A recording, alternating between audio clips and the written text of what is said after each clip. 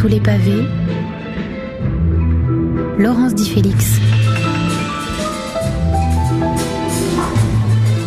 Découvrir la Chine, son passé, ses textes, ses penseurs, mais aussi son quotidien, ses ruelles, ses odeurs. Vivre en Chine, tâcher d'en comprendre certaines facettes, peut-être pas toutes, accepter qu'elles restent parfois hermétiques.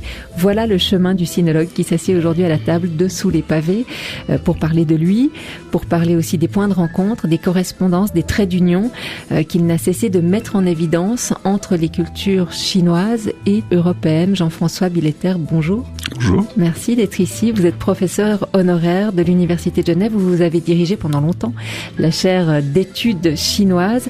L'enseignement s'est arrêté en 1999, mais la recherche et l'écriture ont évidemment continué bien au-delà de cette date.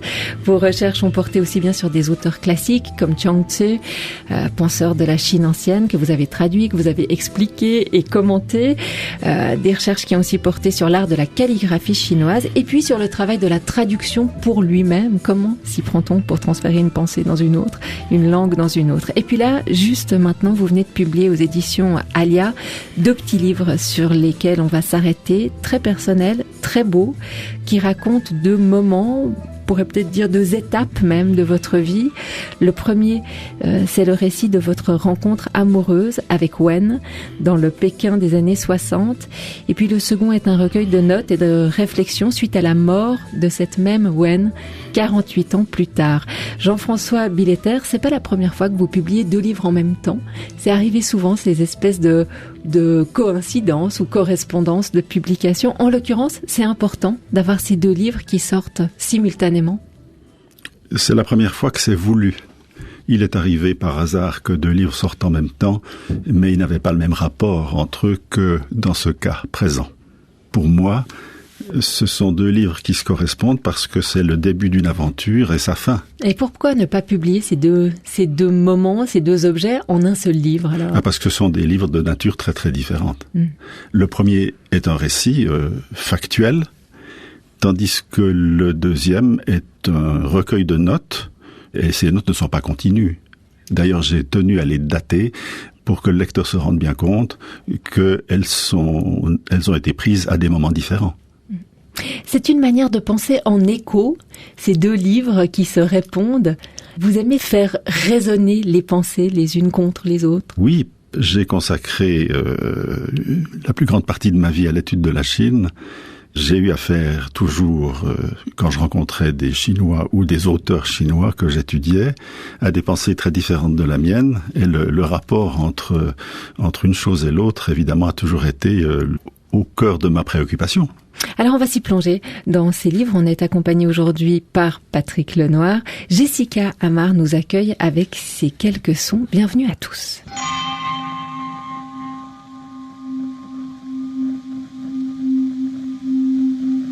La littérature est là pour prendre le relais du silence. Et la littérature est là pour regarder les choses en face.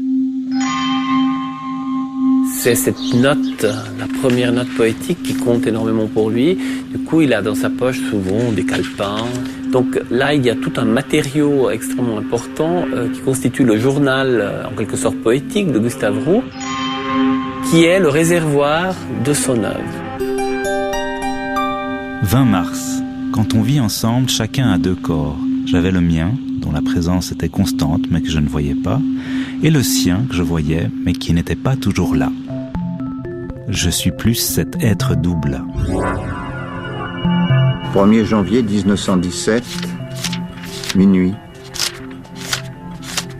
Comme Baudelaire, note précieuse. Il y a une chose qui est assez bizarre quand je vous entends parler, c'est que je pense finalement que la mémoire est une chose difficile, n'est-ce pas? Oui. Se souvenir est une chose délicate, parce que quelquefois même on peut se tromper sur la mémoire, et le souvenir en même temps est quelquefois plus vrai que la réalité, et on le change. Infotrafic RTS. Prudence, si vous circulez sur l'autoroute Vevey-Fribourg, on signale des piétons sur la chaussée entre Bulle et Recense en direction de Fribourg. Je reviens à vous, Jean-François Billetter, vous en ferez quelque chose de vos notes? Non. au niveau de la publication. Ah non. Jean-François Billetter, vous avez reconnu votre voix à la fin de ce petit florilège de regards d'écrivain sur les notes. C'était David Collin qui vous demandait si vous publieriez une fois vos notes. Non, lui répondiez-vous. On était en 2014. Aujourd'hui, j'ai ces deux petits livres devant moi et j'aimerais justement qu'on commence par parler de celui qui est un recueil de notes. Une autre, Aurélia. Parlons des notes. Vous avez toujours un calepin sur vous ? Oui. C'est une habitude qui remonte à il y a longtemps. C'est à peu près au milieu de ma vie que j'ai eu envie de prendre des notes. Mais au fond, au début, je ne savais pas comment m'y prendre. D'ailleurs, quand je vois mes premiers carnets, je vois très bien l'hésitation et j'ai peu à peu appris. Si vous voulez, c'est comme une matière qui a pris à un moment donné. J'ai découvert ce qui méritait d'être noté et comment il fallait le noter. C'est quoi le point de départ ? Il y a un moment où on va s'acheter son premier calepin ? Non, c'est un moment où je me suis aperçu qu'en plus des choses que j'étudiais et puis la vie quotidienne qui m'occupait, des choses se cristallisaient et méritaient d'être reprises au fil du temps. C'est comme un pense-bête. Oui, tout à fait. D'ailleurs, mes carnets me servent de pense-bête aussi parce que j'ai une mémoire défaillante et je note des choses tout à fait élémentaires simplement pour me souvenir, pour les retrouver. Il y a quand même une décantation. Avant de noter une pensée, une observation dans un carnet, oui. On attend qu'elle ait pris déjà un sens. Non, mais souvent elle prend le sens au moment où on note. Parce que noter, c'est un travail qui oblige à chercher les mots justes. Et puis souvent, lorsqu'on cherche les mots justes et qu'on saisit une pensée, il en découle une autre. Et donc, il y a un phénomène de démultiplication qui se fait à ce moment-là. C'est pour ça que c'est tellement utile. Mais ce n'est pas un journal. Ce n'est pas un journal, non, du tout. Il ne s'agit pas par avance de rendre compte de ma vie. C'est vraiment pas du tout. C'est un instrument qui me sert à moi, d'abord pour me souvenir, pour retrouver des éléments du passé. Parce que, par exemple, maintenant que je suis âgé, je me souviens plus du tout en quelle année j'ai fait telle chose. Donc, j'ai besoin de mes carnets, quand il importe de le savoir. Et puis c'est surtout une façon aussi de créer une continuité dans la réflexion. Parce qu'une fois qu'on a formulé une chose, du fait qu'elle est formulée, elle a une certaine durée. Elle ressurgit. Et quand elle ressurgit, on la complète, on la corrige. Donc prendre une note, ça a l'air d'une opération instantanée, mais ça crée une continuité. Ça évite l'évaporation d'une idée. Voilà, exactement. Combien vous en avez des carnets, Jean-François Billetter ? J'en ai, il me semble que j'en ai 70 et quelques. Ça fait 1000 et des centaines de pages. Et ça fait, en rayon de bibliothèque. Ça fait un rayon.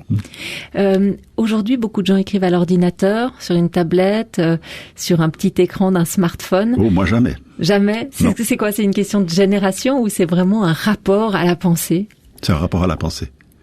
Parce qu'il me semble que l'activité physique que l'on pratique en écrivant donne le temps à la pensée de se former. Pour moi, l'accélération de toute chose empêche de penser, empêche d'imaginer, empêche de sentir, empêche de se souvenir. Et donc, la lenteur me semble absolument indispensable. C'est d'ailleurs pour ça que par exemple, je consulte toujours les dictionnaires. Jamais sur Internet, mais toujours le vrai dictionnaire, parce que le temps de le déplacer, de l'ouvrir, c'est un temps qui libère la pensée. On vous sait spécialiste de la calligraphie chinoise. Vous-même, vous avez fait de la calligraphie. Il y a longtemps. Oui, il y a longtemps. Le geste, c'est aussi une manière de s'approprier la pensée. C'est-à-dire que le geste et la pensée sont profondément liés. Je pense que la pensée est faite de gestes et que les gestes sont de la pensée. D'ailleurs, le nouveau chantier auquel je travaille maintenant, c'est une grammaire du chinois qui est fondée sur cette idée-là. C'est que les rapports qu'on établit d'un mot à l'autre en chinois, ces rapports-là sont au fond des gestes. Exactement comme le geste que vous faites lorsque vous créez un rapport musical entre deux notes. C'est-à-dire que c'est un geste qui existerait aussi dans le son. C'est pas une référence uniquement au geste du graphisme que vous mentionnez là. Non. Parce que quand vous avez deux notes de musique, vous pouvez les concevoir comme séparées l'une de l'autre ou vous pouvez les lier musicalement. Mais quand vous les liez musicalement, vous accomplissez intérieurement un geste qui a une valeur expressive. Or, la grammaire du chinois est fondée sur ce même principe. Cette langue chinoise, Jean-François Billetter, elle a modifié complètement votre manière d'envisager la langue française ? Je dirais qu'en apprenant le chinois, j'ai appris le français.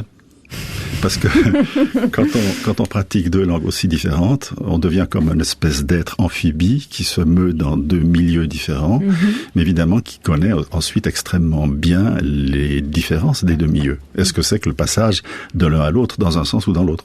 C'est difficile pour des ignares, des gens comme moi qui connaissent rien de la langue chinoise, d'arriver à en connaître les particularités. Ça, c'est quelque chose qu'on peut dire en radio. Quelles sont les particularités de la langue chinoise? La langue chinoise passe pour difficile, mais c'est à cause de l'écriture, qui est un fardeau. C'est ensuite à cause de la prononciation qui exige d'une bonne oreille, mais la grammaire elle-même est extrêmement simple, surtout quand on la compare au français. On dit qu'il n'y a pas d'actif, pas de passif, pas de temps. En effet. Alors comment on fait pour se comprendre? Alors, d'abord pour le temps, il y a des adverbes. On peut situer dans le temps en disant c'était hier, c'est demain. Mais il y a aussi les aspects, c'est-à-dire que des particules ajoutées au verbe indiquent si une action est accomplie ou pas accomplie, si elle est continue ou discontinue. Et avec ces instruments-là, on arrive à tout exprimer, mais autrement. Et puis, une fois, je vous ai entendu dire qu'il n'y avait pas non plus d'adjectif dans cette langue. Non. Enfin, ça, c'est contesté, mais c'est ce que je soutiens. Parce que un verbe qui exprime un état, par exemple, être haut ou être grand, du moment que vous le placez devant un nom, il qualifie le nom. C'est-à-dire, à ce moment-là, c'est le grand arbre. Mais le mot lui-même, il est tantôt verbe, tantôt adjectif. C'est ce que nous appelons un adjectif, uniquement en vertu de sa position par rapport au nom. C'est drôle que vous nous disiez c'est controversé. Le fait qu'il y ait des adjectifs en chinois, c'est controversé. Ça signifie que cette langue reste mystérieuse? Non. Je dis que c'est controversé parce que les Chinois, traditionnellement, ils ont été savants de toutes les façons possibles, sauf qu'ils n'ont pas été grammairiens, parce qu'ils n'en éprouvaient pas le besoin. Et lorsqu'ils ont voulu faire des grammaires de leur propre langue, ils ont appliqué aux Chinois des grammaires, d'abord latines, et puis ensuite occidentales, anglaises notamment. Et donc, comme nous parlons d'adjectifs, eh bien, ils se sont mis à parler d'adjectifs en parlant de leur propre langue. Mais c'est une illusion d'optique, en fait, il n'y a pas d'adjectif, selon moi. Jean-François Billetter, ce livre, Une autre Aurélia, c'est donc un recueil de notes que vous prenez à partir du moment où votre épouse, avec laquelle vous avez partagé 48 ans de votre vie, est décédée. Alors on l'a bien compris, ces notes, vous les preniez avant son décès. En l'occurrence, les notes que vous nous donnez à lire sont celles qui surviennent à partir de son décès. Oui. Une des choses qui surprend à la lecture de ce texte, c'est justement votre rapport aux mots, où vous dites à quel point les mots du deuil enferment l'émotion et empêchent de la ressentir. Oui, j'ai trouvé au fond, c'est peut-être, on sera peut-être surpris d'entendre cela, mais j'ai trouvé que ce qui m'arrivait après la disparition de mon épouse était extraordinairement intéressant et méritait d'être observé. Or, l'intérêt de tout ce qui m'arrivait, j'étais bousculé, j'étais secoué, mais en même temps, je ne perdais pas ma curiosité. Donc j'ai noté, et à un moment donné, je me suis dit, mais au fond, ces notes, elles pourraient intéresser d'autres personnes, puisque d'autres personnes connaissent cette épreuve, premièrement, et que d'autre part, beaucoup de personnes n'ont aucune idée de ce que c'est que cette épreuve. D'où un langage conventionnel, on présente des condoléances, on parle du veuf qui se trouve seul, on parle beaucoup du deuil. Et au fond, et on dit elle n'est plus là. Elle n'est plus là, voilà. La chair disparue, etc. Enfin, tout ce langage conventionnel, au fond, me faisait horreur. Enfin, m'a fait surtout horreur à partir de ce moment-là. Et je me suis dit, mais il faut corriger ça, parce que ce que j'observe est tellement plus riche et plus intéressant, et puis parfois moins triste aussi, que ces notes, au fond, pourquoi pas en livrer une partie au lecteur. On parlait du chinois, les mots pour dire la mort ou l'absence, en chinois, il vous faisait un peu moins horreur? Non, parce que j'ai vécu ce moment de ma vie ici et pas en Chine. Et donc, je n'ai pas eu affaire aux témoignages de Chinois en chinois. Vous dites que ça vous a paru très intéressant, ça a éveillé une forme de curiosité vis-à-vis de vous-même. Oui. Les intellectuels sont mieux armés que les autres pour aborder un deuil. Vous avez l'impression que cette curiosité, qui est la définition même de l'intellectuel, elle permet de mobiliser des outils de pensée qui facilitent la tâche? Oui, je pense. Enfin, ce qui est important, ce n'est pas d'être un intellectuel, c'est d'être curieux, observateur, et de disposer de l'outil du langage. Parce que quand on est déjà habitué à observer et à dire les choses en les notant, évidemment, on dispose d'un instrument qui permet ensuite d'accomplir ce travail. Et je vois très bien d'autres gens qui se sont trouvés dans des situations comparables et qui auraient, au fond, bien voulu faire le même travail, mais qui n'avaient pas le même entraînement, si je puis dire, l'habitude de formuler les choses et de les fixer. Je l'ai dit, vous avez fait des essais autour de la traduction. Oui. Et parfois, à la lecture de ces notes, on a l'impression que ce travail spécifique du traducteur, il vous sert dans votre manière de pouvoir digérer et mettre en mots le deuil. Vous aviez théorisé 5 étapes nécessaires pour pouvoir passer d'un texte en chinois à un texte en français. Oui. Et ces 5 étapes, c'est d'abord l'observation de ce que produit le texte en langue originale sur soi-même, rendre visible le texte, et puis le retranscrire en français, et ensuite le retravailler. C'est presque la même chose que vous faites en partant de l'émotion pour arriver au mot. Oui, lorsque je parlais de la traduction, ce qui me semblait essentiel, c'est que après avoir fait un mot à mot, la deuxième étape était de s'imaginer ce qui était dit. Et puis ensuite de dire ce qu'on avait imaginé. Donc, il ne s'agissait plus de traduire, mais de dire ou d'écrire. Et donc, la traduction devenait un exercice d'écriture. Quand on passe du chinois du chinois ancien au français actuel, la distance est très grande et je pense que les pas que j'ai définis sont nécessaires. Ils ne le sont pas toujours quand on traduit aujourd'hui d'une langue européenne à une autre langue européenne voisine. Là, les choses sont beaucoup plus simples et donc on réfléchit moins à ce qu'on fait. Et alors peut-être que l'habitude de ces opérations-là m'a aidé lorsqu'il s'agissait de transcrire mes impressions, mes émotions, mes observations, ça je ne sais pas. En tout cas, prendre l'habitude d'accepter qu'il y a un temps à dédier au simple fait d'observer. Ah oui, alors ça c'est tout à fait fondamental. Oui. Et là, c'est vraiment le travail que vous avez fait par rapport à ce ressenti de la disparition de votre épouse. Oui. On prend le temps, quand une émotion arrive, on s'assied, on la laisse pas filer. Oui, et puis on la laisse aussi se développer jusqu'au fond. Sans peur. Et d'ailleurs, je note au passage que j'ai eu beaucoup de chance parce que lorsque mon épouse est morte, j'avais le temps. Et je plains beaucoup les gens qui perdent un conjoint au milieu de la vie active et qui n'ont pas le temps de prendre le temps. Le temps de laisser vivre, monter, même peut-être savourer l'émotion. Oui, c'est ça, d'observer, oui, c'est ça. Puis de découvrir ce qu'on peut en faire, parce que j'ai découvert que l'émotion, ça c'est une idée à laquelle je tiens, c'est une idée philosophique si vous voulez, c'est que l'émotion elle-même, physiquement parlant, elle est neutre et qu'elle prend une coloration très différente selon l'idée qu'on y joint. Et donc une même émotion peut être infiniment triste ou bien une espèce de joie et qu'on a la liberté de passer d'une chose à l'autre. C'est comme si on mettait un verre optique, un verre coloré devant soi, la même émotion prend une valeur différente. Et donc là, il y a une marge de liberté que j'ai découverte et que l'on acquiert et que je trouve intéressante. Le fait d'observer ce qu'on ressent modifie ce qu'on ressent. Et donc, on a un moyen d'action. Tout à l'heure, on mentionnait la place des intellectuels, des outils intellectuels pour gérer ou digérer ou mettre en mots. Un autre outil que l'intellectuel a en main, c'est la référence. Oui. C'est Nerval, c'est Stendhal, c'est aussi des sculpteurs. Qu'est-ce qu'ils ont pu vous apporter, eux ? J'allais y venir justement par la même association d'idées. C'est qu'au fond, j'éprouve une certaine satisfaction à parler de cette expérience quasiment sans référence religieuse, parce que dans notre société, le deuil est considéré comme lié à la religion, plus ou moins d'une façon ou d'une autre, explicite ou implicite. Or, je dispose de connaissances, de souvenirs, de références qui m'ont aidé à expliciter des choses, à les comprendre ou à les éclairer, et qui ne sont pas religieuses, qui relèvent de la culture littéraire, philosophique ou autre, européenne ou chinoise d'ailleurs. Et ça, j'éprouve une certaine satisfaction à avoir montré qu'une culture générale était tout aussi utile, voire plus utile parce que plus large et plus riche que la culture religieuse, disons, conventionnelle. Par exemple, vous êtes revenu à Stendhal pour sa manière d'exprimer le bonheur. Oui, c'est un auteur que j'aime beaucoup, que je considère comme un penseur très profond. Et il est l'auteur qui a le mieux analysé le bonheur.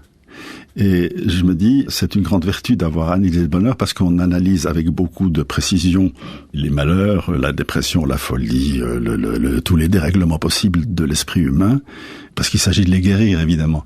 Et on est moins précis dans l'analyse du bonheur. Stendhal, lui, il l'est. Et dans ce petit livre, il s'agit de deuil, ce mot que je n'aime pas, mais il s'agit aussi de bonheur. Nerval, le titre de votre livre, il fait référence à une autre Aurélia. Oui, l'idée m'est venue à cause de cette phrase clé qui figure dans Aurélia. Nerval dit qu'il raconte sa descente dans la folie. Il est d'ailleurs le premier auteur à l'avoir fait à la première personne. Il raconte cette histoire parce qu'il pense que cela peut éclairer le fonctionnement de l'esprit humain ou les secrets de l'esprit humain. Et puis je me suis dit au fond que l'expérience que je faisais à la suite de la disparition de ma femme m'apprenait des choses sur le fonctionnement de l'esprit humain, du mien, mais pas seulement du mien. Sur les systèmes de pensée. Pas seulement la pensée, c'est le sentiment, c'est le rapport à l'autre. Dans cette expérience du deuil, vous avez aussi été confronté à un rapport à l'autre qui parfois est désagréable, le rapport social qu'on a au décès, à l'absence. Oui, ça, je me suis aperçu que les personnes qui me présentaient leurs condoléances ou me posaient des questions, souvent me paraissaient complètement ignorantes de ce que j'éprouvais.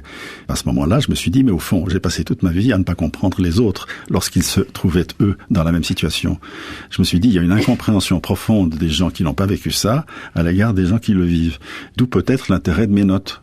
Et puis vous arrivez à cette phrase, Jean-François Billetter, vous écrivez à un moment « Je n'ai plus besoin de livres, car désormais, j'ai directement affaire à la réalité ». Ben oui, voilà. Ça vous étonne ? Ça m'étonne. Oui. Il me semble justement que toutes les notes contribuent à dire c'est les livres qui permettent de restructurer, de réimaginer, oui, de me rappuyer sur une pensée préexistante. Tout à fait, d'ailleurs, ce petit livre en est la preuve. Mais il y a un moment où j'ai le sentiment d'un retournement, c'est-à-dire qu'à force d'observer et de dégager les choses importantes dans ce qu'on vit, la réalité devient plus riche et plus importante que tout ce qu'on trouve dans les livres. Il y a un moment où vous craignez presque une forme d'addiction à cette très grande sensibilité que vous développez à partir du décès d'Owen.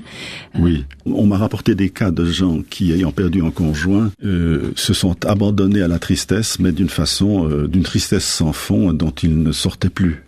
Mais dans lesquels ils trouvaient une forme de réconfort malgré tout. Ben, je ne sais pas. J'ai l'impression que dans certains cas, ce sont des gens qui se sont abîmés dans la tristesse et n'ont pas trouvé des choses auxquelles se raccrocher comme je l'ai fait moi. À travers, par exemple, l'écriture de ces notes. Bah oui. Owen est décédé le 12 novembre 2012, il y a presque 5 ans. Ce petit livre, Une autre Aurélia, relate ces 5 ans de pensée, de réflexion philosophique, d'observation de ce qui se passe dans votre corps, dans votre tête. Et puis, il y a aussi eu 50 ans que vous avez vécu avec elle. D'abord, avant de vivre ces 5 ans que vous venez de traverser, depuis votre rencontre à Pékin dans les années 60, à l'époque où dans les rues américaines, les gens de votre âge écoutaient cette chanson.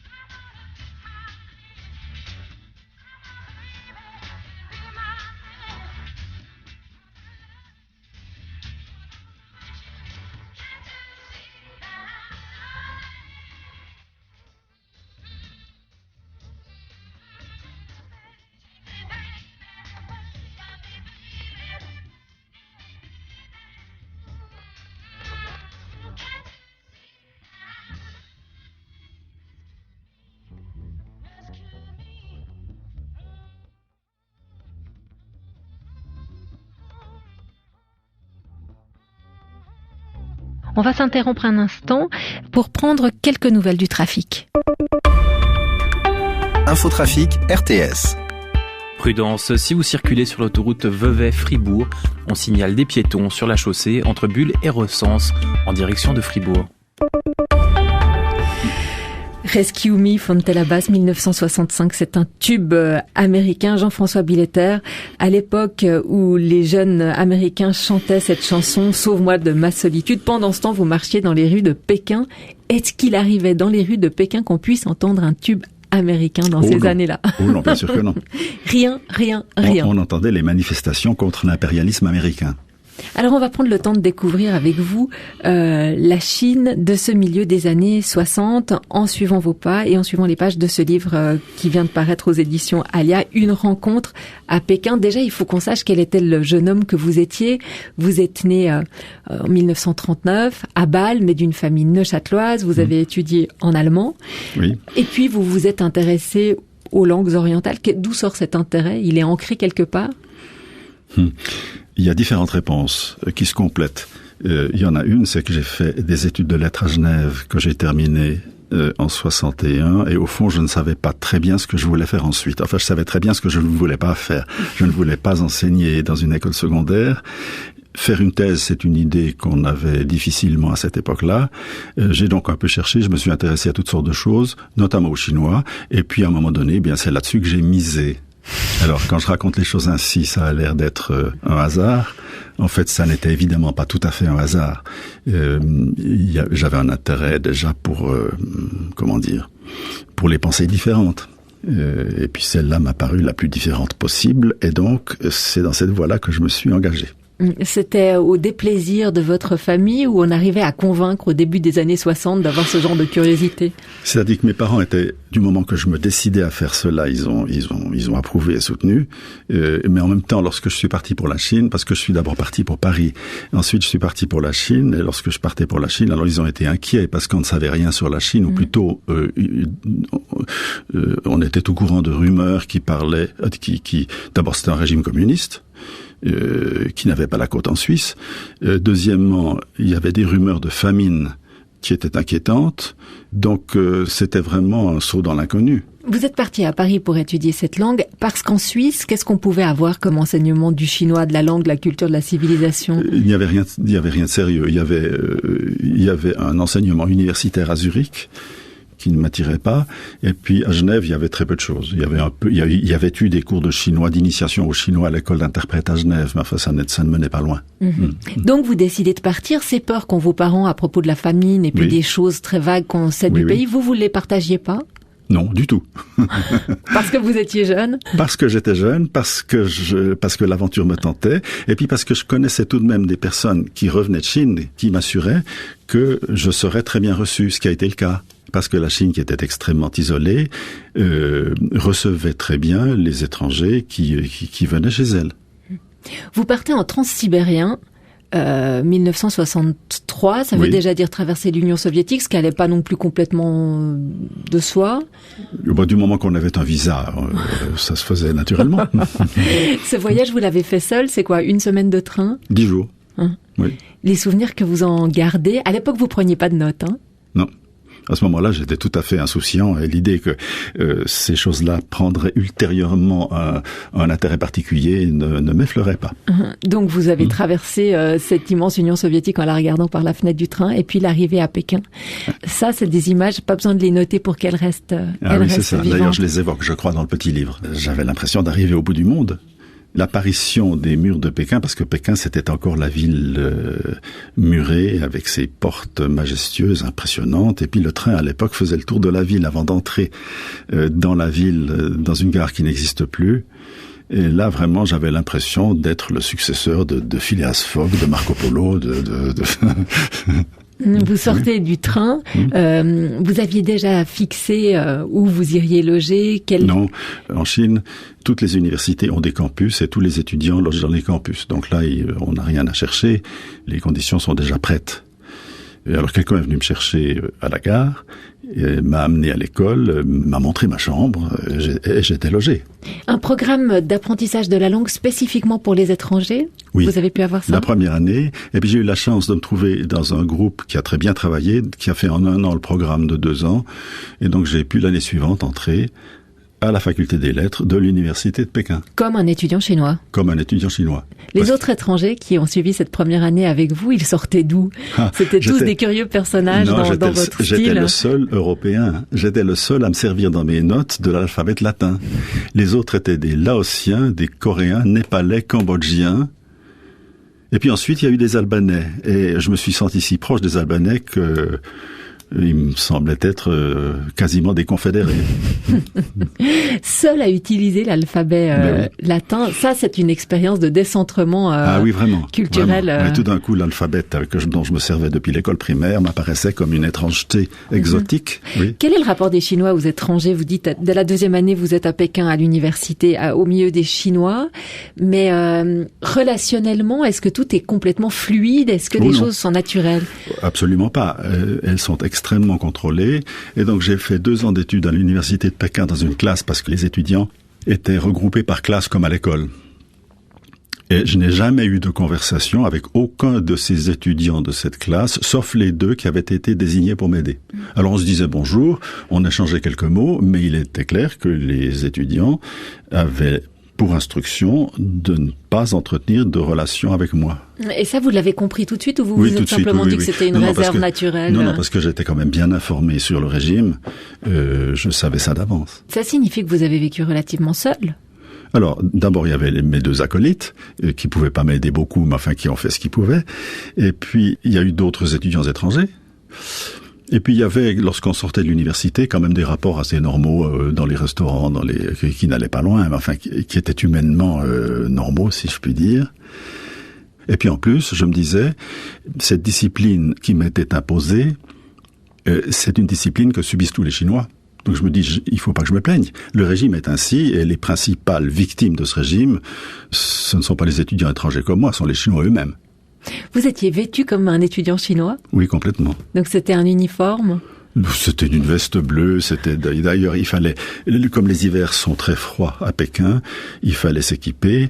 On s'équipait à Pékin dans les magasins pékinois, tout simplement. Il ne s'agit pas d'uniforme, il s'agissait, je dirais, de l'uniformité du vêtement en Chine à l'époque. Alors Jean-François Billetter, il y a une autre chose qui a fait que ce séjour ne s'est pas montré si désagréable, c'est cette rencontre à Pékin, titre du livre que vous venez de publier chez Alia. Une rencontre parce qu'un soir, un peu par hasard, vous croisez le chemin de Xu Wen. Qui était-elle? À quoi est-ce qu'elle ressemblait d'abord? C'était une jeune fille chinoise comme les autres, mais pas tout à fait, parce qu'elle mettait son point d'honneur à se distinguer un peu de la tenue normale, imposée, dite révolutionnaire. Par exemple, du fait qu'elle avait dans le dos une grosse tresse unique, alors que normalement on en avait 2. Et puis dans sa tenue aussi, mais disons que c'est pas pour cette raison-là que nous nous sommes attirés l'un l'autre. Le contexte où vous la rencontrez, parce qu'on se rend bien compte que dans ce Pékin, on rencontre pas facilement une jeune femme. Oui. Il y a eu une espèce de concours de circonstances.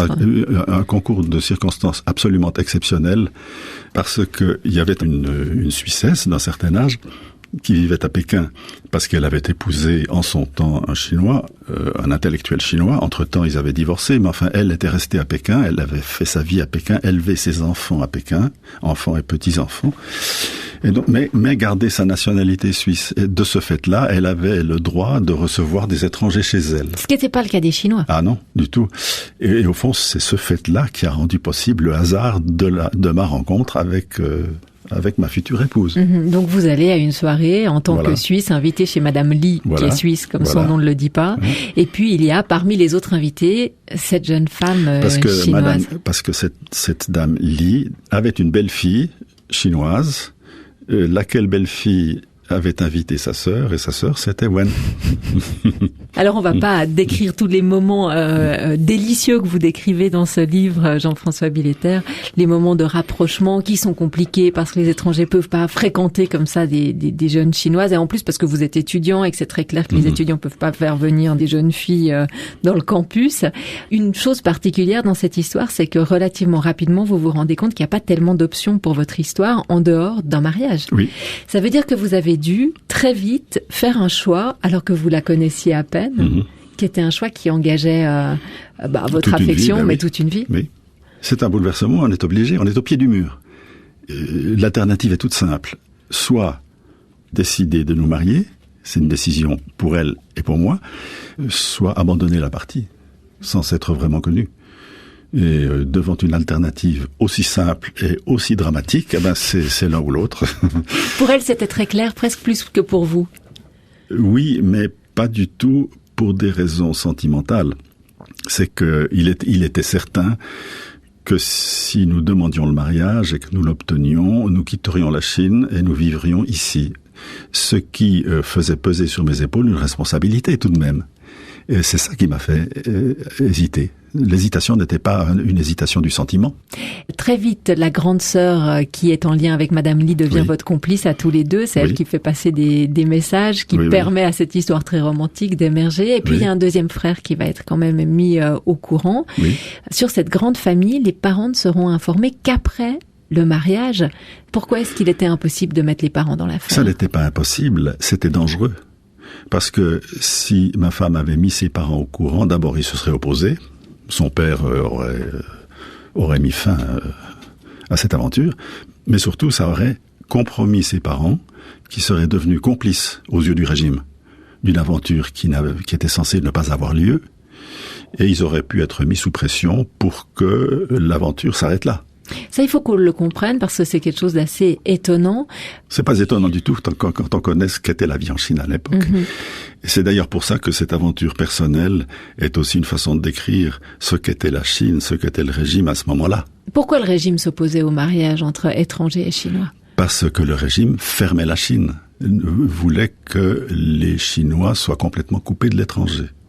Il ne fallait pas que ça commence quelque part par une aventure de ce genre-là. Il y a une paranoïa complète aussi. Vous êtes tout de suite soupçonné d'être un espion ou un. C'est de la propagande, ça, ou est-ce que des gens le croyaient vraiment ? Moi, je n'ai pas été personnellement soupçonné, particulièrement, mais disons qu'il y avait une paranoïa généralisée. Et elle va en subir assez vite les conséquences, puisqu'elle, qui est médecin dans un hôpital, va subir un certain nombre d'interrogatoires sur les raisons. Nous étions surveillés. Enfin, nous avons été surpris lorsque nous avons fait une excursion ensemble, la première.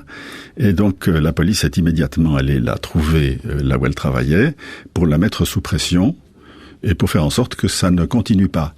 Mise sous pression, ça signifie quoi ? Concrètement, elle a été mise sous quelle pression ? Alors, dans un régime de ce genre-là, d'ailleurs de ce point de vue-là, le régime actuel, le régime n'a pas changé, il est toujours le même. C'est-à-dire qu'il y a une gradation dans les menaces. On menace d'abord un peu, en disant réfléchissez bien. Et puis ensuite, quand on réfléchit et qu'on n'obtempère pas, on se voit adresser des menaces plus précises. Et puis ça peut mener au pire, c'est-à-dire à l'exil, ça peut finir dans un camp. Ça s'est passé, vous racontez l'histoire d'une relation qui a été simplement fantasmée et qui a mené une jeune fille chinoise. On n'a pas été fantasmée, non, ils sont sortis ensemble. D'accord. Et puis ensuite, ils ont dû rompre. Parce que les menaces sur la famille d'elle, la jeune femme chinoise, étaient trop graves. Et puis ensuite, ils ont renoué. Puis ça finit tragiquement pendant la révolution culturelle. Ça, c'est une histoire... ça se situe dans le même régime, mais au moment chaotique de la révolution culturelle, c'est un peu différent. Mais vous, en tant que jeune étudiant suisse, comment est-ce que vous perceviez ces pressions, par exemple, auxquelles Wen a été soumise ? On a des fois l'impression d'un décalage entre quelqu'un qui voit un petit peu courir le vent, je caricature un peu, mais qui a moins conscience de l'implication réelle, grave. Et puis elle qui est quand même prise dans cette réalité. Oui, parce que pendant très longtemps, nous n'avons pas communiqué, donc elle n'a pas pu me raconter. Premièrement. Deuxièmement, tout était fait pour que les étrangers qui étaient reçus en Chine restent dans l'ignorance de ce qui s'y passait réellement. Et donc, il faut pas que mon ignorance vous étonne. Wen venait d'une famille qui a un passé relativement lourd, on pourrait dire, en tout cas au regard des communistes qui étaient au pouvoir à ce moment-là. Ça non plus, vous n'en saviez rien, et elle non plus n'en savait rien. Ça veut dire qu'au sein même des familles, je vous disais ma surprise de voir que vous vous êtes d'abord marié avant d'en parler à ses parents, mais à l'inverse, ses parents ne lui avaient pas non plus dit d'où il venait. Mais non. Et c'était de nouveau, enfin là c'était pour la protéger, parce que les parents avaient un passé qui les mettait en difficulté dans leur rapport avec le nouveau régime. C'est d'ailleurs pour ça que ce petit livre est en même temps une page d'histoire, plus qu'une page, parce que pour comprendre notre histoire et l'histoire des parents de Wen, il faut évoquer le contexte politique et historique. Et finalement, de fil en aiguille, ça n'était pas prévu, mais ça s'est produit. Ce petit livre résume quasiment un siècle d'histoire chinoise. Le père est né en 1903, je crois. Et sa femme en 1900. Oui. Elle avait 3 ans de plus. Elle avait 3 ans de plus, voilà. Et donc, il était beaucoup plus simple pour les parents de ne pas dire grand-chose ou de ne rien dire sur leur propre passé à leur petite fille, la 6e de la famille, pour qu'elle ne bavarde pas à l'école et qu'elle reste au fond insouciante et ignorante. C'était beaucoup plus simple, et pour la petite fille et pour les parents. Non, on se rend compte qu'on est dans un climat familial où tout le monde protège tout le monde par le silence. Oui, mais pas seulement par le silence, parce que par exemple les frères aînés de Wen, qui étaient pas simplement plus âgés, ont beaucoup soutenu leurs parents. Et ces frères aînés, dont je parle aussi dans le livre, eux, ils connaissaient le passé des parents. C'est eux qui ont pu vous le raconter très tard, en fait, à la fin des années 90 seulement, quand les langues finissent par se délier. Par se délier. Infotrafic RTS. Il n'y a plus de danger lié aux piétons précédemment signalés sur l'axe Vevey-Fribourg entre Bulle et Recense en direction de Fribourg. Jean-François Bliéter, cette histoire d'amour se passe donc sur fond de tensions politiques qui vont s'intensifier au cours des années. Vous êtes arrivé en 63, on sait que c'est une période qui devient compliquée, et puis arrive 65, 66, révolution culturelle. Vous écrivez dans ce livre: à mesure que j'étais devenu capable de lire les journaux et de m'entretenir avec les gens, la tension politique avait augmenté et progressivement rendu les échanges quasiment impossible. On est au cœur d'un paradoxe. Vous aviez la langue, mais vous n'aviez plus les gens avec qui parler. Oui, c'est un paradoxe réel. C'est réellement ce qui s'est passé. Que compreniez-vous là de ce qui se passait jour après jour, de la situation politique? Pas grand-chose. Il m'a d'ailleurs fallu, à moi et à d'autres, et même aux Chinois eux-mêmes, à des années pour comprendre ce qui s'était passé. Parce qu'il y avait une telle opacité du régime, d'ailleurs ça n'a pas beaucoup changé, qu'il était très difficile de savoir ce qui se passait réellement au sommet de l'État, dont tout dépendait. On voyait des signes dans les rues, Oui, parce que à l'époque, il y avait ce qu'on appelait les campagnes, c'est-à-dire une grande mobilisation politique où tout le monde était invité ou contraint à étudier des directives qui avaient paru dans les journaux, qui étaient communiquées par les canaux du parti pour s'imprégner de la ligne politique la plus récente. Et ça occupait beaucoup la population. Ces réunions politiques sans fin, où il y avait aussi de l'autocritique, c'est-à-dire de la dénonciation. Il y avait une vie politique extrêmement oppressante. En tant qu'étranger, vous pouviez assister à ces séances? Oh non. Et puis des étudiants, notamment les étudiants français, avaient demandé, dont certains ils étaient pas maoïstes, mais enfin ils étaient très intéressés par la politique, d'ailleurs je l'étais aussi, et ils avaient demandé à participer aux cours d'éducation politique à l'université de Pékin, et ils n'ont jamais obtenu gain de cause, ou plutôt un jour on leur a offert un cours d'éducation politique, mais fait exprès pour eux. Donc inintéressant. Une fois que vous avez pu vous marier, est-ce que ces sujets-là étaient faciles à aborder avec votre compagne? Ah oui, bien sûr. Et elle était très critique? Ah bah oui. Et se montrer avec vous très libre d'exprimer son regard critique. Ah, complètement. D'ailleurs, les choses ont beaucoup changé en Chine. Je vous dis que le régime est resté le même, mais les Chinois aujourd'hui ont une liberté de parole absolument totale, en privé, mais seulement en privé. Parce qu'à l'époque, autant vous pouviez communiquer avec votre femme sur ces questions-là, autant en dehors, dans le cadre de l'université, etc., les contacts ne le permettaient pas. Non, il y avait quasiment pas d'occasion, et puis les contacts ne le permettaient pas. Et puis on se gardait de le faire, parce qu'on savait très bien que certaines questions qu'on se posait en tant qu'étranger étaient gênantes ou n'auraient pas de réponse, parce que même si l'interlocuteur pensait, il ne dirait pas sa pensée. Et donc, dans de pareilles circonstances, on prend l'habitude, il y a une espèce d'autocensure qui s'instaure parce qu'elle facilite la vie. Il y a des choses qu'on fait semblant de ne pas avoir vues, il y a des questions qu'on ne pose pas, parce que sinon ce serait invivable. Vous êtes rentré en Europe en 66. En 66, vous arrivez en Suisse et puis vous partez à Paris où vous êtes en 1968, à un moment où les Parisiens qui font la révolution à la Sorbonne ont un regard sur la Chine qui est en assez grand décalage avec ce que vous aviez observé. Et puis en plus on était aux premières loges parce qu'on habitait à côté de la Sorbonne et donc on a bien vu, on a beaucoup couru dans les rues. On cherchait votre expertise. On était capable d'entendre votre parole sur la Chine à Paris en 68. Non, parce que je n'étais pas connu. J'étais un étudiant parmi d'autres. Personne ne s'adressait à moi. Et à aucun moment vous avez eu envie de prendre la parole quand vous entendiez des maoïstes ou des... Mais dans une ambiance survoltée pareille, tout le monde prenait la parole. Alors, vous pouvez toujours prendre la parole, on vous entend pas. Dans le bois général. Mais quel regard vous portiez sur l'image qu'on avait de la Chine à ce moment-là, dans ces milieux étudiantins parisiens? Mais c'était vite vu. Les milieux estudiantins, ils étaient très divers. Mais enfin, certains étaient maoïstes, et puis plus largement, d'autres qui, sans être maoïstes, pensaient faire quelque chose d'analogue à la révolution culturelle. C'était une illusion, parce que la propagande chinoise présentait la révolution culturelle. Et puis certains journalistes français qui étaient en poste à Pékin et qui étaient passablement maoïstes aussi, donnaient une première image de ce qui se passait en Chine, qui était extrêmement superficielle. Et donc cette image superficielle était reprise. Ça sont des phénomènes historiquement intéressants, mais enfin ça touche quasiment pas à la réalité des choses. Au-delà de la révolution culturelle chinoise et au-delà de ces années-là, vous avez l'impression qu'on a encore aujourd'hui des images extrêmement stéréotypées de la Chine ici? C'est que maintenant, une chose qui est désolante pour moi, c'est que au fond, ce sont maintenant les affaires qui dominent. Ce sont les milieux économiques et financiers qui donnent le ton et qui déterminent ce qui intéresse en Chine et le reste.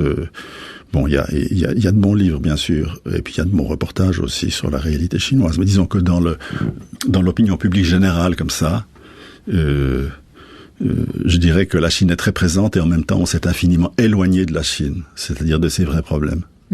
On présente un pays très dynamique, un pays... Pas tout le monde, mais disons qu'il y a un discours dominant qui est quand même le discours des affaires, des investissements, du grand marché du siècle, etc. Enfin, tout ça. Vous écrivez dans ce livre, Une rencontre à Pékin, que à la fois vous y étiez, puis à la fois vous aviez l'impression d'être un peu passé à côté pendant cette révolution culturelle parce que ça correspond... J'en ai vu les prémices et les tout débuts, ce qui était déjà très impressionnant. Mais nous sommes partis à la fin de l'été, à la fin d'août 66, et donc ce qui est arrivé ensuite pendant 3 ans, ça je ne l'ai pas vu, je l'ai appris par la suite. Et d'ailleurs vous n'aviez plus aucun contact même avec la famille Louen pendant ce moment-là, impossible de communiquer. Mais vous notez cette expérience un peu étrange de se dire, j'en ai vu les prémices, j'ai connu ce Pékin, et puis à la fois quand j'en lis des choses, eh bien j'ai l'impression de pas avoir vu. Il y a une espèce de remise en cause de cette expérience qui dit, mais j'ai l'impression d'être un peu passé à côté de ce que je lis ensuite comme ayant été le réel. C'est-à-dire que j'ai ensuite tâché de comprendre autant que possible ce qui s'était passé, donc après la révolution culturelle, ce qui s'était passé pendant la révolution culturelle, mais il a fallu beaucoup de temps, parce que d'abord il a fallu que peu à peu des révélations soient faites en Chine même, et qu'on apprenne simplement les faits, dans la mesure où ils ont été révélés en Chine même, parce qu'ils ont été beaucoup dénoncés tout de même en Chine même. Mais il fallait plus que cela, il fallait une grille de lecture, il fallait un principe d'interprétation. Et ça, c'est une aventure intellectuelle qui a pris beaucoup de temps. Pas seulement pour moi, pour d'autres aussi. Et c'est difficile d'intégrer l'observation, le souvenir d'une observation du quotidien avec une grille de lecture qui prend de la distance, qui analyse. C'est-à-dire que pour moi, c'était très important, à titre personnel, pour ma femme. C'était aussi très important parce qu'entre-temps, j'enseignais. Et donc, on m'interrogeait. Et donc, j'étais censé avoir des idées claires. Donc, il fallait faire un effort. Mais en même temps, c'était dans l'air du temps. Je veux dire, la réflexion sur le totalitarisme, sur les méthodes des régimes autoritaires, sur des problèmes politiques fondamentaux, prenait beaucoup de place dans la vie intellectuelle. Ça m'a toujours beaucoup intéressé et j'ai un peu saisi, je crois, tout ce qui se présentait en fait d'idées utiles pour comprendre. Mais c'est une longue aventure, puis c'est une aventure qui, je dirais, n'est pas encore close. Vous retournez à Pékin, parfois ? C'est que par la suite, ma femme et moi, nous avons eu un appartement. Nous y sommes retournés pendant 10 ans, à peu près, quelques mois chaque année. Et maintenant, c'est terminé. Je n'y vais plus. L'appartement a été vendu. C'est terminé. Le Pékin de 1963, le Pékin dans lequel vous avez rencontré Wen, il n'existe plus, de toute façon. Il n'existe plus du tout. Plus du tout. Je veux dire, il y en a des vestiges, mais des vestiges isolés qui ne donnent plus l'idée du tout. Ça complique le travail de mémoire, qu'une ville ait subi une telle métamorphose? Non, ça ne complique pas. Je veux dire, en un sens même, ça le facilite, parce que la réalité actuelle est tellement sans rapport avec la réalité de l'époque qu'il y a une séparation. Et donc la mémoire retrouve plus facilement, doit traverser au fond moins d'obstacles pour retrouver la réalité de cette époque-là. Jean-François Billetter, vous avez arrêté l'enseignement il y a 18 ans déjà. Oui. La recherche, je le disais en introduction, la recherche continue, le travail intellectuel, on l'a bien compris, vous porte. D'ailleurs, à côté de ces 2 petits livres, il y en a un 3e qui sort. Attendez, je voulais vous interrompre. Vous dites la recherche continue, moi je dirais qu'elle a commencé. Parce que tant que j'enseignais, j'étais tellement occupé que j'ai très peu pu travailler pour moi. Et donc, lorsque j'ai quitté l'université, de façon anticipée à 60 ans, je me suis mis au travail. C'est ma façon de résumer la chose. En tout cas, on a vu une augmentation de vos publications.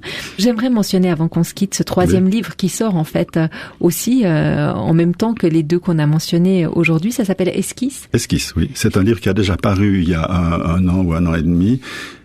Et qu'à la suite de discussions avec des lecteurs, j'ai remanié. C'est aussi un mûrissement de la pensée. Et donc, je tiens beaucoup à cette édition remaniée qui vient de paraître. On peut dire que c'est un essai philosophique? On peut dire que c'est un essai philosophique. C'est difficile à résumer dans la minute qu'il nous reste.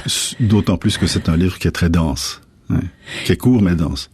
120 pages, ce n'est pas un pavé. C'est aussi paru aux éditions Alia, qui est votre éditeur fidèle. Merci beaucoup Jean-François Billetter d'être passé par ici. Je rappelle donc le titre de ces 2 livres qu'on évoquait, Une rencontre à Pékin et puis une autre, Aurélia. Dans ce livre, Une autre Aurélia, recueil de notes, vous mentionnez aussi beaucoup la musique. On n'en a pas parlé. Vous parlez en particulier des variations Goldberg, qui est une musique qui a eu un sens particulier. On va se quitter sur ces notes-là. Est-ce que vous aimeriez en dire 2 mots? Je note qu'à un moment donné, j'ai écouté, après avoir complètement perdu de vue la musique, donc ça c'est dans les jours qui suivent immédiatement la perte de ma femme. Et à un moment donné, le fait de réécouter de la musique, par hasard c'était les variations Goldberg, ça aurait pu être autre chose, ça a déclenché quelque chose. Ça a introduit une phase nouvelle de l'expérience que je vivais. Alors on se quitte sur ces notes. Merci beaucoup. Bon vent à vous. Merci.